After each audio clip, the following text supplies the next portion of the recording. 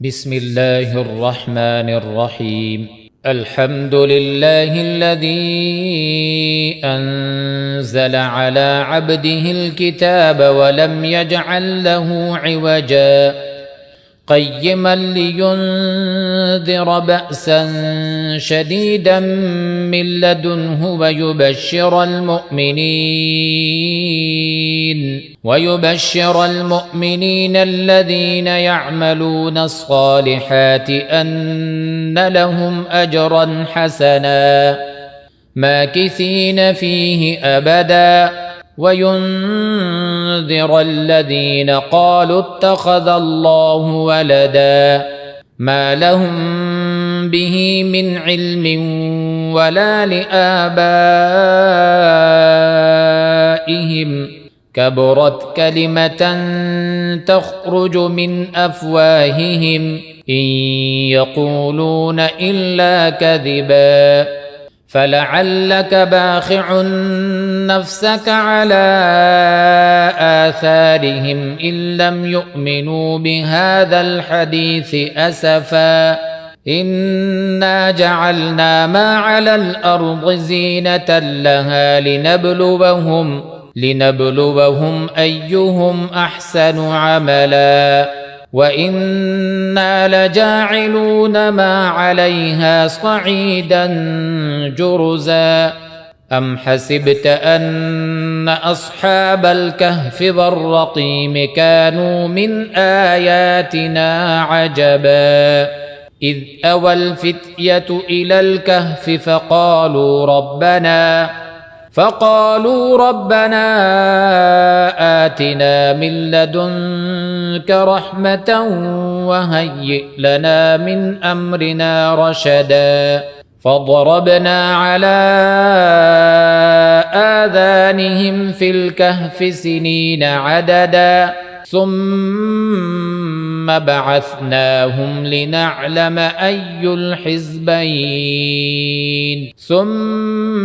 بعثناهم لنعلم أي الحزبين أحصى لما لبثوا أمدا نحن نقص عليك نبأهم بالحق إنهم فتية آمنوا بربهم وزدناهم هدى وربطنا على قلوبهم إذ قاموا فقالوا ربنا رب السماوات والأرض لن ندعو من دونه إلها لقد قلنا إذا شططا هؤلاء قومنا اتخذوا من دونه آلهة لولا يأتون عليهم بسلطان بين فمن أظلم ممن افترى على الله كذبا وإذ اعتزلتموهم وما يعبدون إلا الله فأووا إلى الكهف ينشر لكم ربكم من رحمته ويهيئ لكم من أمركم مرفقا وترى الشمس إذا طلعت تزاور عن كهفهم ذات اليمين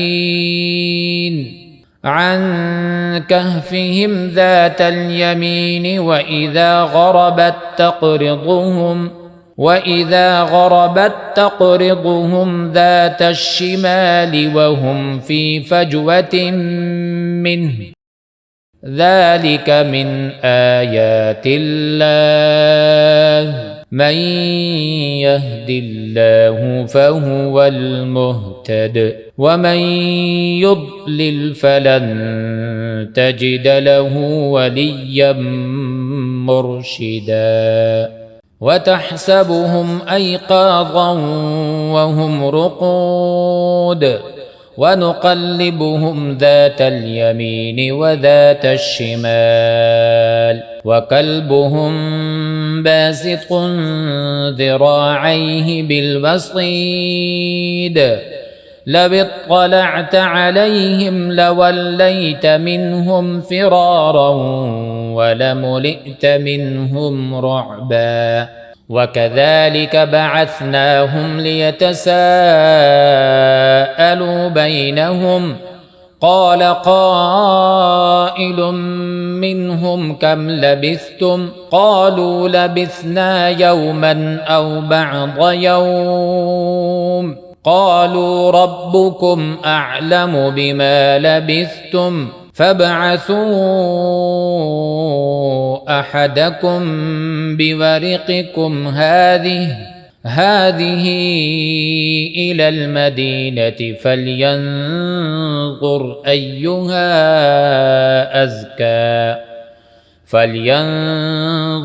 أيها أزكى طعاما فليأتكم برزق منه وليتلطف ولا يشعرن بكم أحدا إنهم إن يظهروا عليكم يرجموكم أو يعيدوكم في ملتهم ولن تفلحوا إذا أبدا وكذلك أعثرنا عليهم ليعلموا أن وعد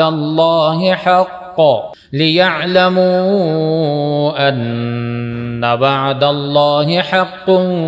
وأن الساعة لا ريب فيها إذ يتنازعون بينهم أمرهم فقالوا ابنوا عليهم بنيانا ربهم أعلم بهم قال الذين غلبوا على أمرهم لنتخذن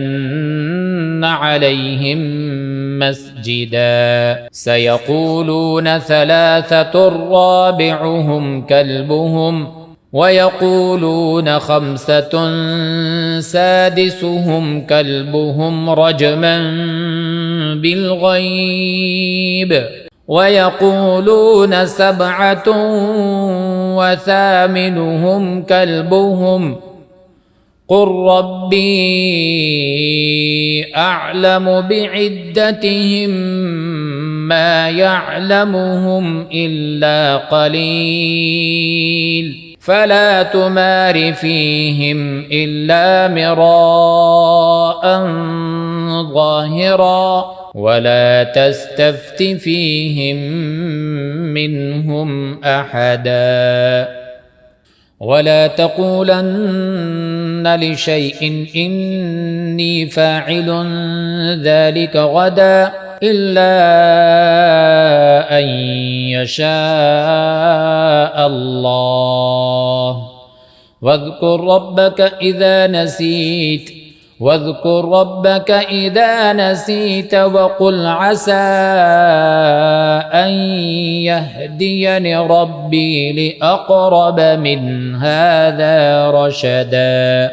ولبثوا في كهفهم 300 سنين وازدادوا 9 قل الله أعلم بما لبثوا له غيب السماوات والأرض أبصر به وأسمع ما لهم من دونه من ولي ولا يشرك في حكمه أحدا واتل ما أوحي إليك من كتاب ربك لا مبدل لكلماته ولن تجد من دونه ملتحدا واصبر نفسك مع الذين يدعون ربهم بالغداة والعشي يريدون وجهه ولا تعد عيناك عنهم تريد زينة الحياة الدنيا ولا تطع من أغفلنا قلبه عن ذكرنا واتبع هواه وكان أمره فرطا. وقل الحق من ربكم فمن شاء فليؤمن ومن شاء فليكفر إنا أعتدنا للظالمين نارا أحاط بهم سرادقها وإن يستغيثوا يغاثوا بماء كالمهل يشوي الوجوه بئس الشراب وساءت مرتفقا. إن الذين آمنوا وعملوا الصالحات إنا لا نضيع أجر من أحسن عملا أولئك لهم جنات عدن تجري من تحتهم الأنهار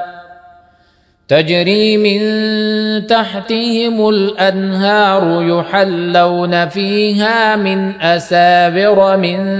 ذهب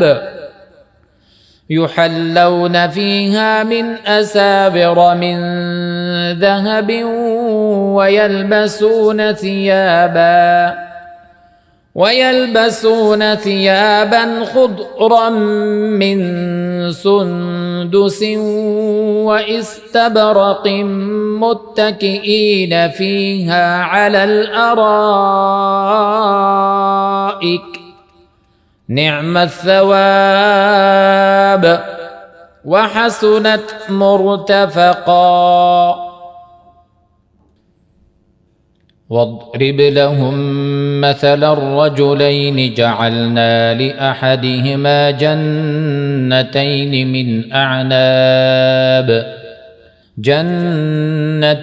من أعناب وحففناهما بنخل وجعلنا بينهما زرعا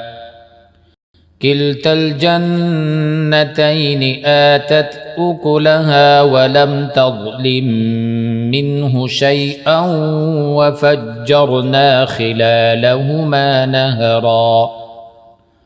وكان له ثمر فقال لصاحبه وهو يحاوره أنا أكثر منك مالا وأعز نفرا ودخل جنته وهو ظالم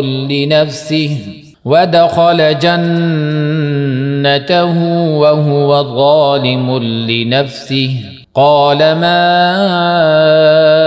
أظن أن تبيد هذه أبدا وما أظن الساعة قائمة ولئن رددت إلى ربي لأجدن خيرا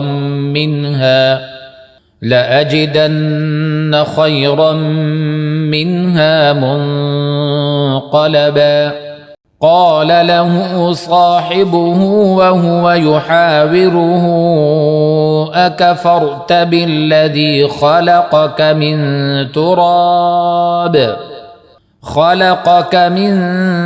تراب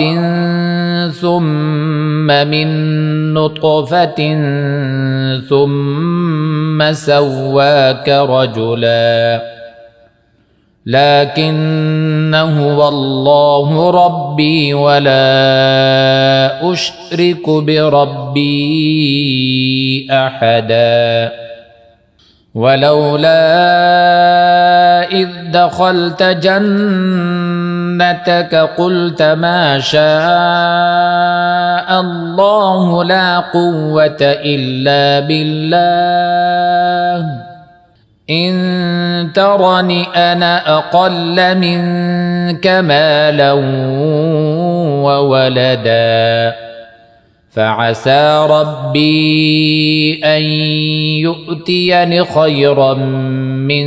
جنتك ويرسل عليها حسبانا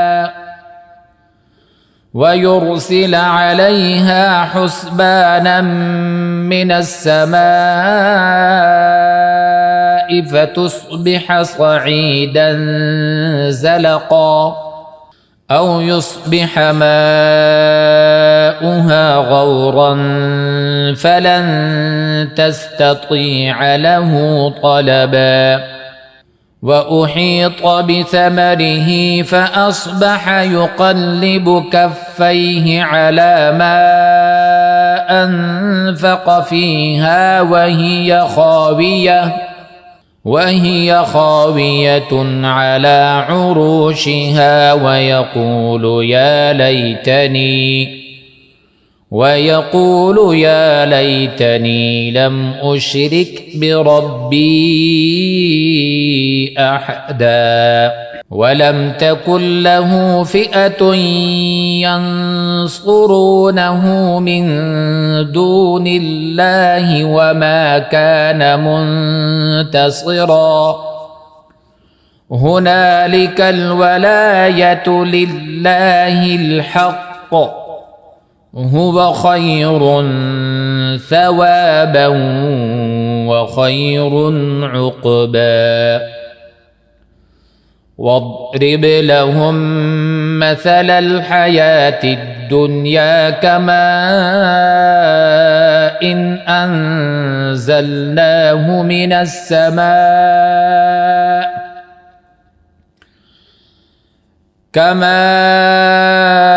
إن أنزلناه من السماء فاختلط به نبات الأرض فأصبح هشيما تذروه الرياح وكان الله على كل شيء مقتدرا المال والبنون زينة الحياة الدنيا والباقيات الصالحات خير عند ربك ثوابا وخير أملا ويوم نسير الجبال وترى الأرض بارزة وحشرناهم فلم نغادر منهم أحدا وعرضوا على ربك صفا لقد جئتمونا كما خلقناكم أول مرة بل زعمتم أن لن نجعل لكم موعدا ووضع الكتاب فترى المجرمين مشفقين مما فيه ويقولون يا ويلتنا ما لهذا الكتاب لا يغادر صغيرة ولا كبيرة إلا أحصاها ووجدوا ما عملوا حاضرا ولا يظلم ربك أحدا وإذ قلنا للملائكة اسجدوا لآدم فسجدوا إلا إبليس كان من الجن ففسق عن أمر ربه أفتتخذونه وذريته أولياء من دوني وهم لكم عدو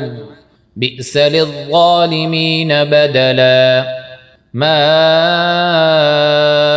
أشهدتهم خلق السماوات والأرض ولا خلق أنفسهم وما كنت متخذ المضلين عضدا ويوم يقول نادوا شركائي الذين زعمتم فدعوهم فلم يستجيبوا لهم وجعلنا بينهم موبقا ورأى المجرمون النار فظنوا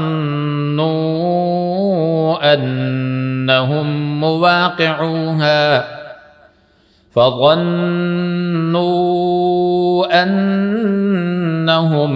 مواقعوها ولم يجدوا عنها مصرفا ولقد صرفنا في هذا القرآن للناس من كل مثل وكان الإنسان أكثر شيء جدلا وما منع الناس أن يؤمنوا إذ جاءهم الهدى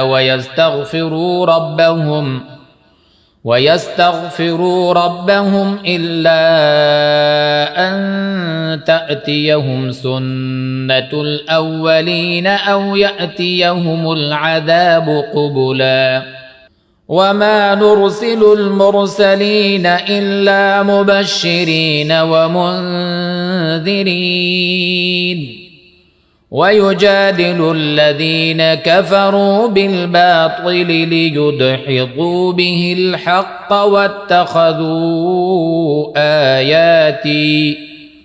واتخذوا آياتي وما أنذروا هزوا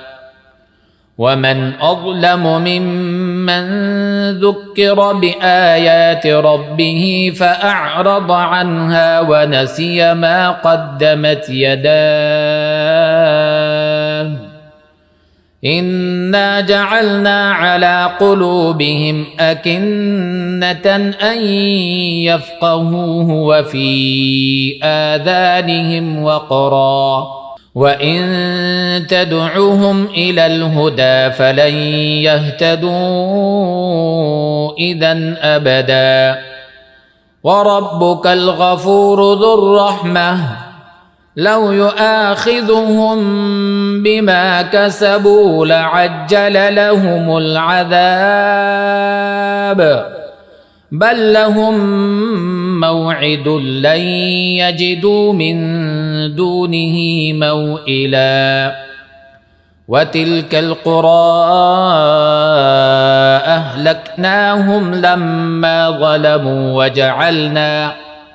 وجعلنا لمهلكهم موعدا وإذ قال موسى لفتاه لا أبرح حتى أبلغ مجمع البحرين أو أمضي حقبا فلما بلغا مجمع بينهما نسيا حوتهما فاتخذ سبيله في البحر سربا فلما جاوزا قال لفتاه آتنا غداءنا لقد لقينا من سفرنا هذا نصبا قال أرأيت إذ أوينا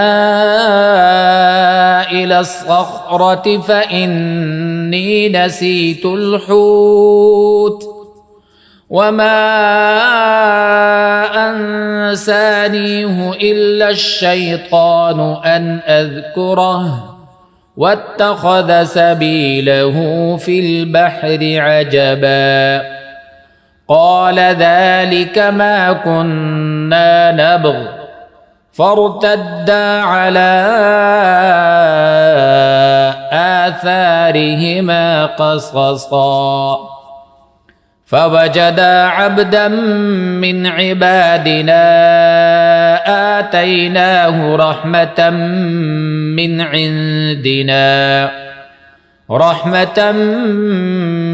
عندنا وعلمناه من لدنا لدنا علما.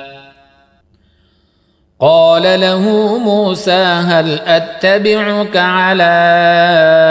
أن تعلمني مما علمت رشدا؟ قال إنك لن تستطيع معي صبرا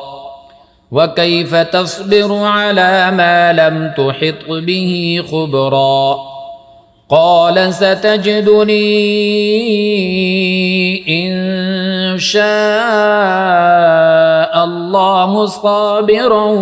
ولا أعصي لك أمرا. قال فإن اتبعتني فلا تسألني عن شيء حتى أحدث لك منه ذكرا. فانطلقا حتى إذا ركبا في السفينة خرقها قال أخرقتها لتغرق أهلها لقد جئت شيئا إمرا. قال ألم أقل إنك لن تستطيع معي صبرا؟ قال لا تؤاخذني بما نسيت ولا ترهقني من أمري عسرا. فانطلقا حتى إذا لقيا غلاما فقتله قال أقتلت نفسا زكية بغير نفس لقد جئت شيئا نكرا. قال ألم أقل لك إنك لن تستطيع معي صبرا؟ قال إن سألتك عن شيء بعدها فلا تصاحبني قد بلغت من لدني عذرا. فانطلقا حتى إذا أتيا أهل قرية استطعما أهلها فأبوا أن يضيفوهما فوجدا فيها جدارا يريد أن ينقض فأقامه. قال لو شئت لاتخذت عليه أجرا. قال هذا فراق بيني وبينك سأنبئك بتأويل ما لم تستطع عليه صبرا. أما السفينة فكانت لمساكين يعملون في البحر فأردت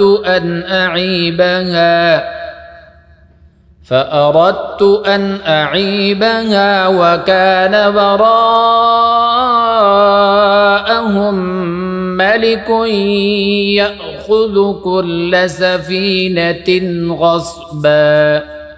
وأما الغلام فكان أبواه مؤمنين فخشينا أن يرهقهما طغيانا وكفرا فأردنا أن يبدلهما ربهما خيرا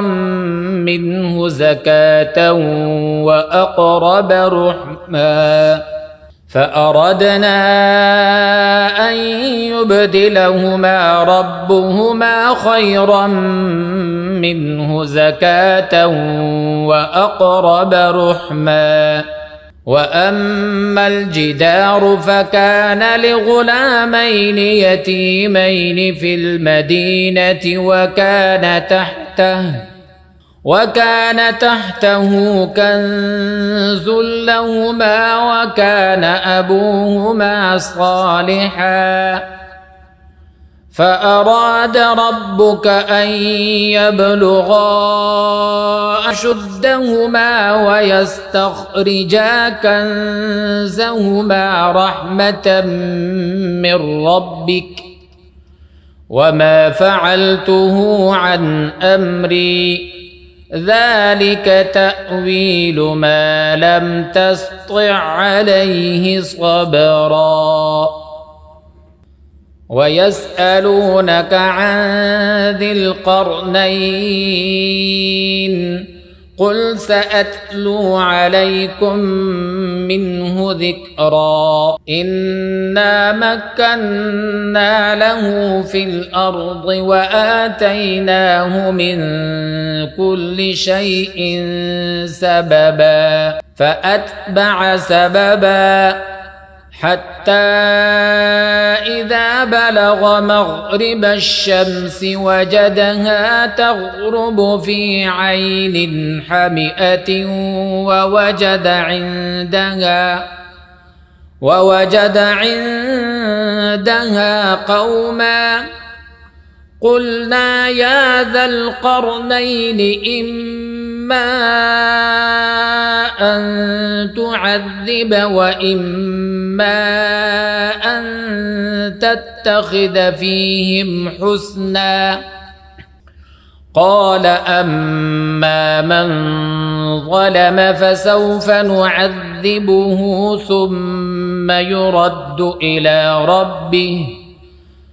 ثم يرد إلى ربه فيعذبه عذابا نكرا وأما من آمن وعمل صالحا فله جزاء الحسنى وسنقول له من أمرنا يسرا ثم أتبع سببا حتى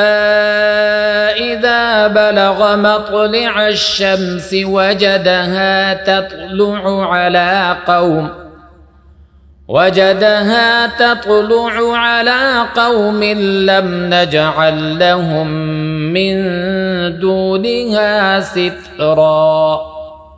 كذلك وقد أحطنا بما لديه خبرا ثم أتبع سببا حتى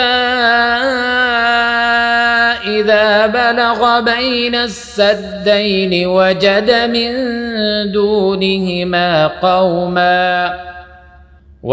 من دونهما قوما لا يكادون يفقهون قولا قالوا يا ذا القرنين إن يأجوج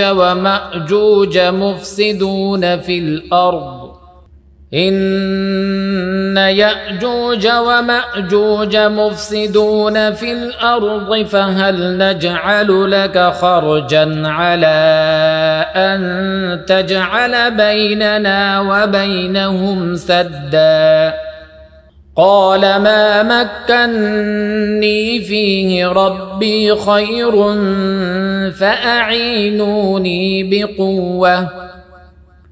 فأعينوني بقوة أجعل بينكم وبينهم ردما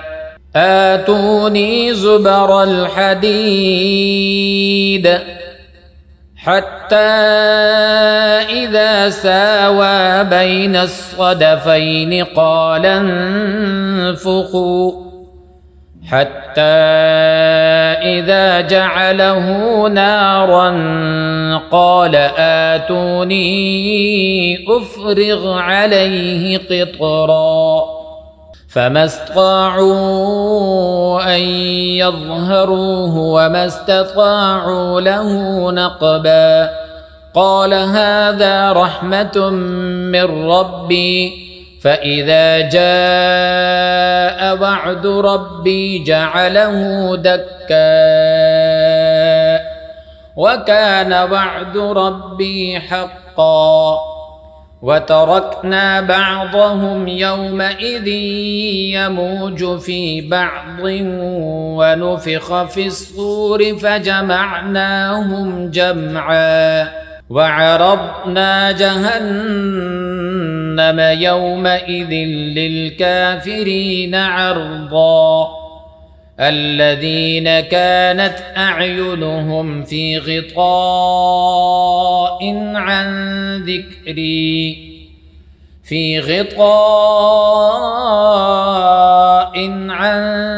ذكري وكانوا لا يستطيعون سمعا أفحسب الذين كفروا أن يتخذوا عبادي من دوني أولياء إنا أعتدنا جهنم للكافرين نزلا قل هل ننبئكم بالأخسرين أعمالا الذين ضل سعيهم في الحياة الدنيا وهم يحسبون أنهم يحسنون صنعا أولئك الذين كفروا بآيات ربهم ولقائه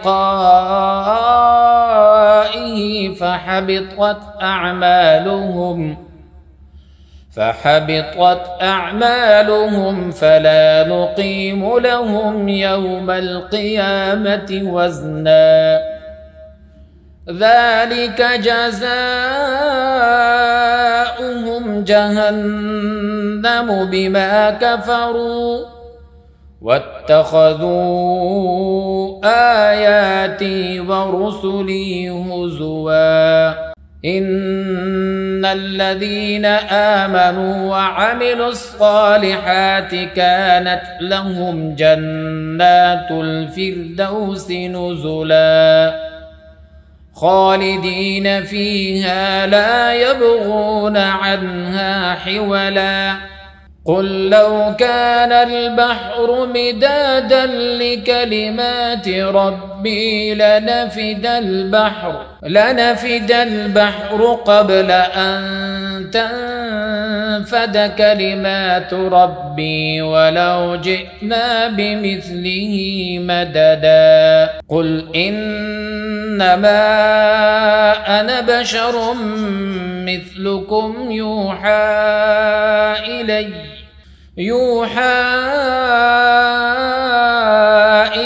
أنما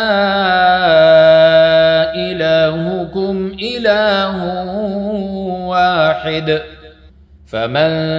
كان يرجو لقاء ربه فليعمل عملا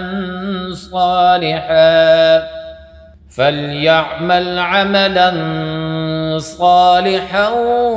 ولا يشرك بعبادة ربه أحدا.